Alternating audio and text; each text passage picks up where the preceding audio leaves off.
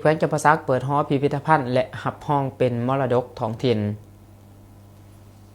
ในวันที่30ธันวาคมนี้แขวงจำปาสักได้จัดพิธีเปิดหอพิพิธภัณฑ์แขวงจำปาสักหลังใหม่และพิธีหับห้องเอาสถานที่ดังกล่าวเป็นมรดกทางด้านประวัติศาสตร์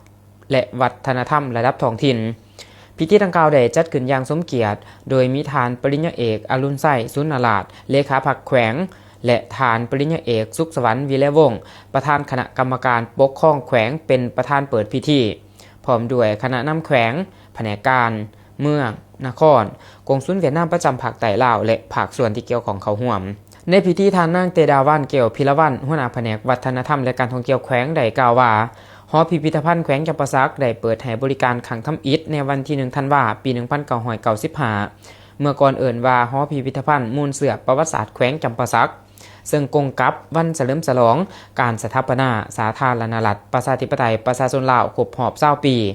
หอพิพิธภัณฑ์แห่งนี้เป็นศูนย์รวบรวมและวางแสดงห้องห้อยประวัติศาสตร์และมรดกวัฒนธรรมอันเป็นเอกลักษณ์ของท้องถิ่นและของศาสตร์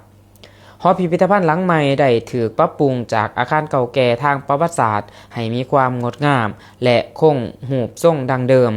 พร้อมจัดวางแสดงเป็น6โซนหลักก็คือโซนวัตถุหินโลหะบูฮาน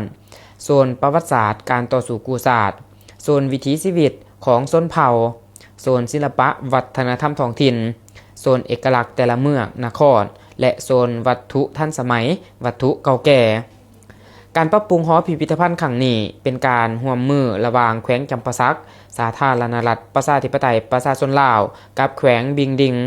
สาธารณรัฐสังคมนิยมเวียดนามซึ่งดำเนินการตั้งแต่เดือนพฤศจิกายนปี2024และสำเร็จในเดือนเมษายนปี2025ในมูลค่า15ตื้อดงโอกาสนี้ท่านสุรินทร์เพชรธานีห้องหัวหน้าแผนกวัฒนธรรมและการท่องเที่ยวแขวงได้ผ่านขอตกลงของเจ้าแขวงเลขที่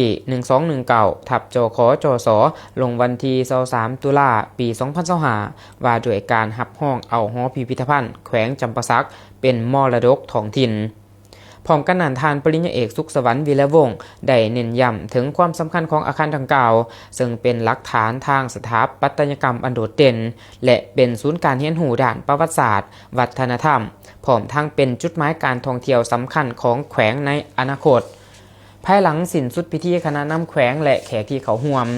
ก็ได้ร่วมกันตัดแถบผ้าลันของเก่าบาทเพื่อเปิดหอพิพิธภัณฑ์อย่างเป็นทางการและเขาเยี่ยมชมการจัดแสดงทั้งภายใน